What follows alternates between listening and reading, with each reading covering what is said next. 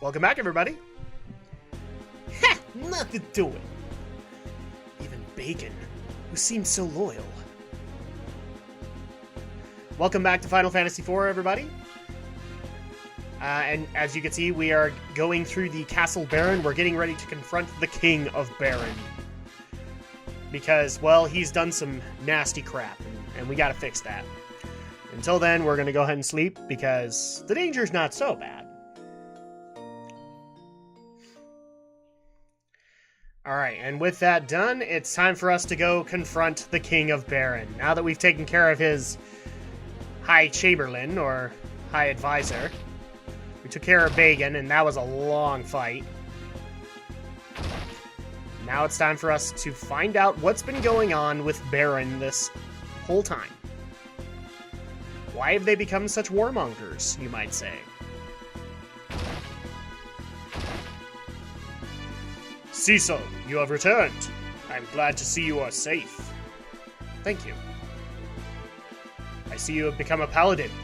Paladins are of little use. A Dark Knight would be more useful to us. Your Majesty? You're who? Oh, you must mean the old duffer who refused to surrender this kingdom. I must say I've enjoyed impersonating him. What have you done with the king? You'll see him soon enough. Oh, and give my regards to Scarmiglione if you run into him in hell. That weakling never deserved to be one of the 4 elemental archfiends. The rest of us are more powerful than him. Then you are.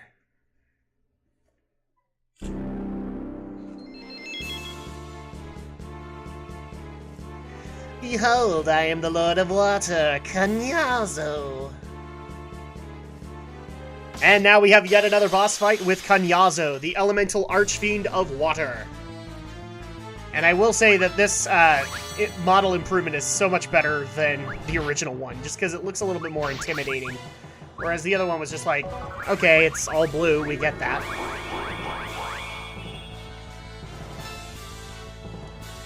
So first of all, I apologize for this coming up so late. Unfortunately, I've had an interesting couple of weeks. Before I talk about that, though, this is the interesting mechanic with Canyazo, is that he actually will put up a water barrier, and if you attack him during this, well, it's just like the Mist Dragon. You'll get a retribution for it. So you're about to see it. We get a tsunami on us because we attacked him during that barrier phase. Pretty much every Archfiend is going to have that kind of a phase from here on in. So it's something to watch out for. Anyway, what I was saying before was I apologize for this coming up so late. I've had a rough couple of weeks because I actually got strep throat. So I apologize for this coming up so late. I'm over it and ready to go. So hopefully this did not upset people too much, but you had plenty of parts to go watch in the meantime, and plenty of other LPs to go watch in the meantime. So now this is the interesting concept, is where a lot of one Archfiend in particular does not have a way to break his barrier, but this one and another actually can be broken. And all you have to do, at least in Canyazo's sense, is use thunder to break the barrier. It's the only way, because it is his elemental weakness. So we just have to be careful about it. You can see that the barrier is now up again, but we have Thundara being cast. And Thunder breaks the barrier. Now, is this guy as hard as, say, Bagan was in the last time? No, but also that's just because the strategy is not as complicated. You know, where you had one of the arms constantly casting Reflect on the main body, and that's the part you needed to take care of. This guy, he occasionally puts up a barrier. But he is using water magic, and I think he even can use blizzard spells, so you just gotta be a little bit careful with him. This is actually another phase that you can do, which is Turtle Defense. I didn't know it. He was a Teenage Mutant Ninja Turtle. And this is where he would usually, like, try and heal himself. So you don't want him doing that, obviously.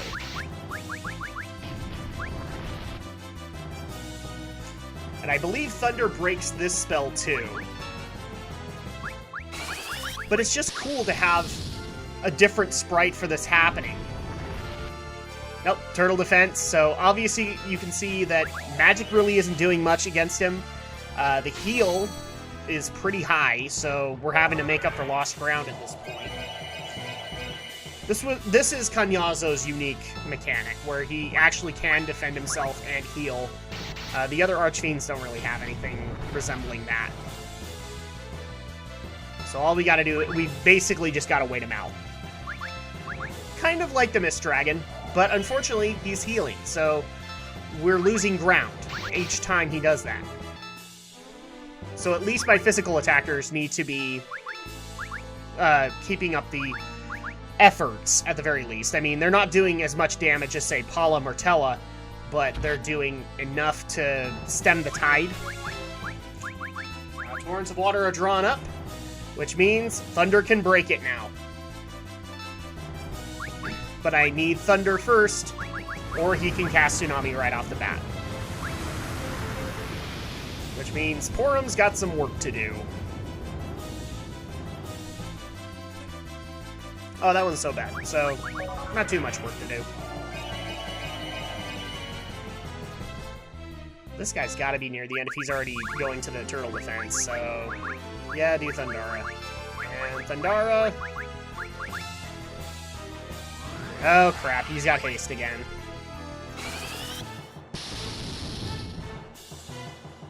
Ah, crap. Turtle defense.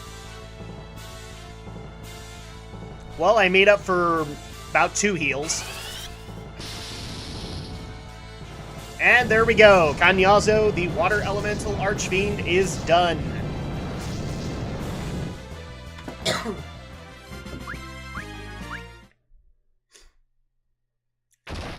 You beast, how dare you! Someone's gonna get a complimentary face beating for locking me up next, Sty! Eh?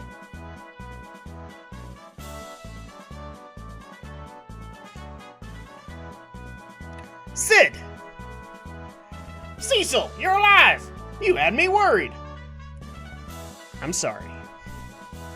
Where's Rosa? She went after you, convinced you were still alive. Golbez has taken her. What? How could you let that happen, boy? First my airship, now my Rosa? And she's still in trouble, so stop your jabbering and take us to your airship. Who's this snippy octogenarian? I could say the same thing to you. What? I'm half your age, and then some!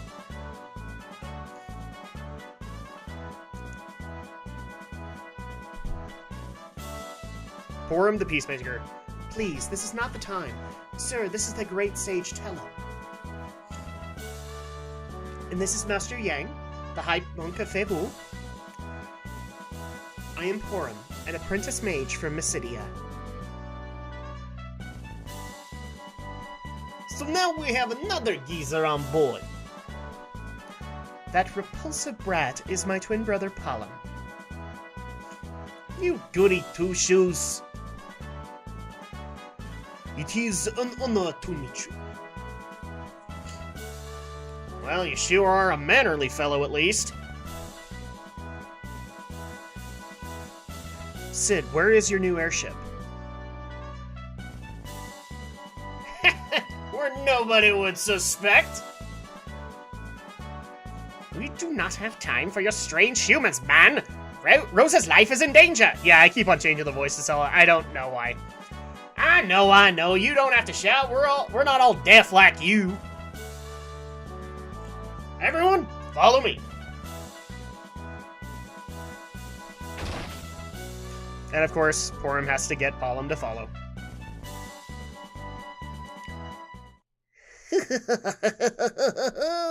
You have defeated me, but you have not heard the last of Kanyazo. Now join me in hell. The walls!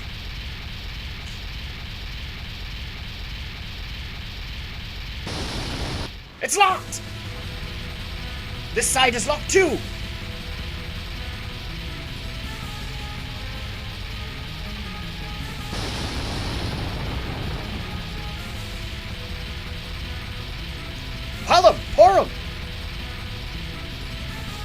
guess there's only one thing to do, huh, for him? Cecil, I'm so glad we were able to meet. You've been like a brother to us. What are you going to do? We're not gonna let you die, that's for sure. We thank you for everything you've taught us, Sage Teller. Really? Yes. No! Break! Pull him! Pour him!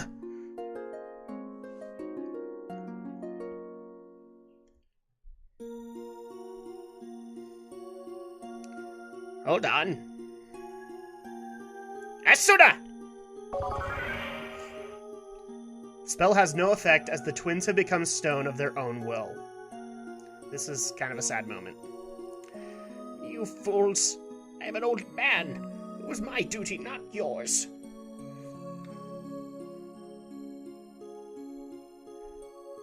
Forgive me, you two. I will avenge you both. I swear to it!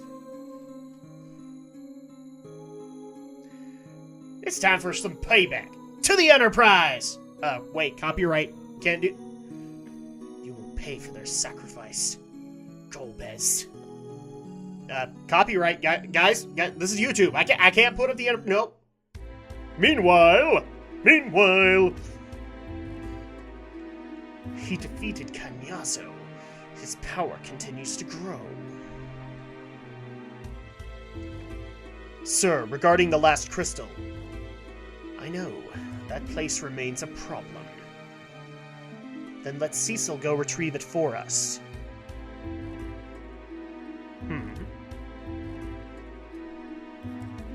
I'm certain he will comply. After all, we have Rosa. We can exchange her for the last crystal. Primitive idea, but it may work. Then I will destroy him at the time of the exchange. I shall go convey your terms to him. Kane! Rosa, you'll see soon enough that I am superior to Cecil. And I don't care about the translation. It's not Cecil to me. Cecil. I never knew about this. It's been here all along.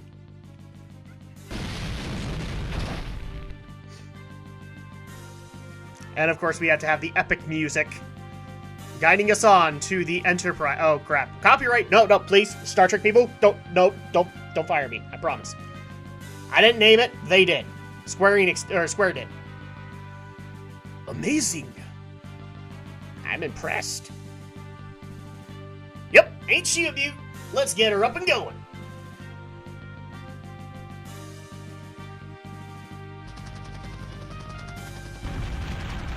I swear, it's kind of sad. Like, I'm trying to do kind of the old Ian McKellen thing for Tella, and I keep on bouncing, so I apologize.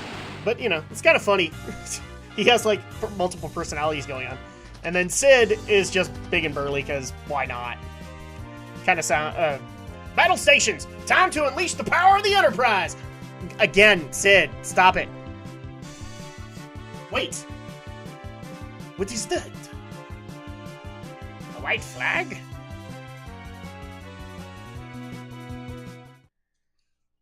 Well, this is interesting. So, a Red Wings airship is now coming to us with a white flag. Kane!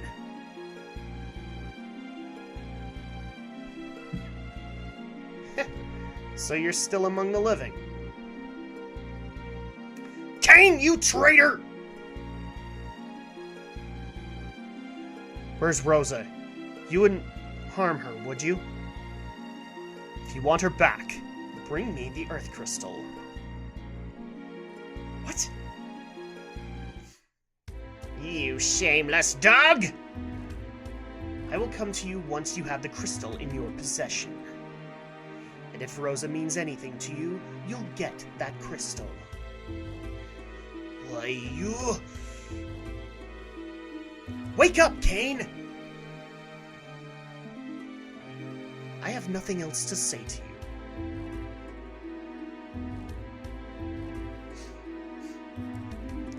So this is kind of the saga of the Earth Crystal, is that we have to save Rosa, so we have to get the Earth Crystal. Cecil. That dirty scumbag. Sid, set a course northwest to Toroya. You can tell I haven't done this in a while, because I kind of am stuttering a little bit. So I apologize. We'll get over it. I'm sure this is enjoyable to somebody. But in the meantime, we do have some errands to run before we head over to the Kingdom of Toroya. First of all, we're going to go to Mist. It is kind of sad. The Eidolons called by summoners come from the Feymarch, which exists deep underground. This is something that we need to keep in mind next time. Or later on, is what I mean. Now, we actually can get some weapons and armor here. It's not really all that plausible for the weapons, at least. Looks like the Bard's Tunic is just not going to work. But you can come back here and see, you know, the destruction that you have wrought. I actually like this. I don't think this was in the Super Nintendo game. I think it's just gone. So I do like this addition to the PSP version where you're able to visit this village again and see kind of the destruction you have left. And see that people are actually surviving in the meantime. But there's also some secrets. Here's a gold hairpin, we got clothing, ruby ring. Kind of not helpful, but we're gonna work with it. And we have another, which is the polymorph rod. This might be something that we can use for Tella for a while, but actually we're coming to the point where Tella is going to have his vengeance, so who knows if he's actually going to stay in the party. But that's okay, we can remove all the equipment and sell it. Because I'm mean like that. But now we also have access to an airship. We have the Enterprise. Please, Star Trek people, don't sue me. We have the Enterprise, which means we have easy access around the world. But obviously we have our next goal, which is the Kingdom of Toroya. The story hasn't really been all that clear with this. I think we've gotten a couple of meanwhile segments, but Golbez has not been able to retrieve the Earth Crystal from Toroya, mainly because they don't have it right now. It's actually been abducted, and the Kingdom of Toroya has been postponing things with Golbez. So, bottom line is, we actually will probably need to get the Earth Crystal from whoever captured it. But before that, we also need to make a trip to the town of Mithril. I think this is also another PSP edition, where they decided to introduce better weapons and armor that you actually could get at this point. I might be wrong. The SNES version might have had the town of Mithril, but I don't think it did. But one thing you can do is, obviously, you can get some improvements for Sid. Yes, Sid is a playable character in this game. He's an engineer, so obviously he can only use, like, wrenches and stuff like that. But he'll do as kind of a damage dealer in the meantime. Really what's going to happen here is Cecil kind of becomes our interim healer, because we do want Tella doing damage. He's our black mage at this point. And so this is kind of the downside here, is that Cecil, even though he'll do damage, and we'll probably use him when he's not healing, but he's our healer for the moment. This is, in my opinion, one of the hardest parts of the game, because the character makeup you have here just doesn't work out all that well. Sid is a good melee damage dealer, and Yang can hold his own, but what really kind of hurts this combination is Cecil's not really a great healer, and Tella's not really a great mage. I am so gonna get the hate mail for that. But you can really only do 3 of the most powerful elemental spells with Tella, and his MP doesn't ever really go up. Kind of to reflect his age. We're also going to make a trip to the town of Agart. This doesn't really have a whole lot of meaning here, or at this point, but we can go to Koryo's Observatory, where we possess perhaps the best telescope in the world. This actually is kind of part of the overall arcing story. You can go here before then. I'm Koryo. I study the 2 moons, one of which has been showing some strange activity of late. One moon has no sign of life or activity, but the other has traces of life, and is turning a reddish color. A color similar to that of blood. I can't escape from this sense of foreboding. So that's the interesting concept here, is that, you know, in Final Fantasy, it's usually the world of Gaia. And in this case, Gaia has 2 moons. And one of which actually seems like it has life on it. Weird. I wonder if that's going to play into later on. Well, we don't know. And also they have a really great tourist attraction. So apparently this sacred well, they don't know how deep it goes. Which will play kind of a factor later on. And right now I'm just kind of looking around to see if maybe there are some chests or anything like that that I can use. Not really in Agart. It's got one point as far as the story is concerned, but not really anything else aside from that.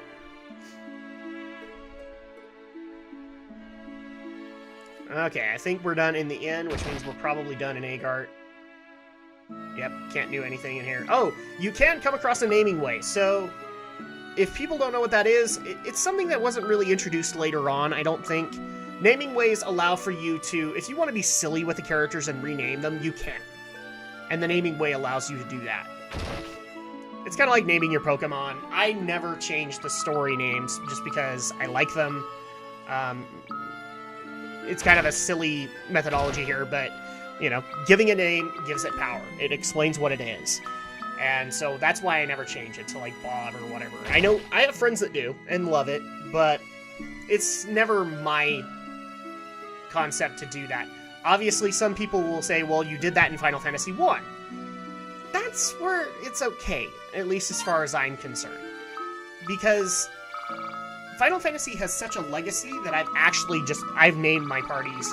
I've played that game a couple of times now, and I've named my party members differently each time. And I just took a name from the legacy that Final Fantasy has left, and just put them there. So, like, I've named a monk and a master Zell, just for the heck of it. Alright, and with Agart done, now we're going to go ahead and look for the Kingdom of Turoya. And give the final crystal to Golbez. We don't want to be the bad guy here, but we have to save Rosa. Because, you know, love story and all that. It's one of those things that I find interesting, where if people remember Final Fantasy VIII, it advertised itself as the first ever Final Fantasy love story, which is kind of bull, because love stories have existed in the series before that. I love the fact that the trailers for Final Fantasy VIII, when it was getting ready to come out, was like, it's the first ever Final Fantasy love story. No, it's not. If anything, it's the first ever slice of life Final Fantasy story. I can't think of a better way to put it other than that. Now, people might be wondering why I parked in the village of Mithril. I actually did want to grind before Turoya. And while I'm doing that, we're going to go ahead and take a break for this week.